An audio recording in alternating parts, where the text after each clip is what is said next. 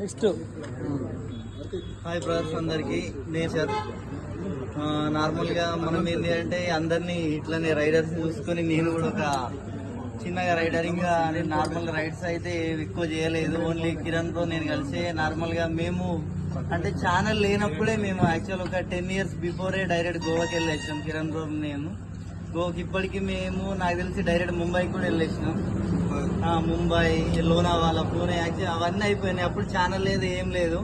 Just మేము normal గానే అట్లా రైడ్ చేస్తూ తిరిగినాం.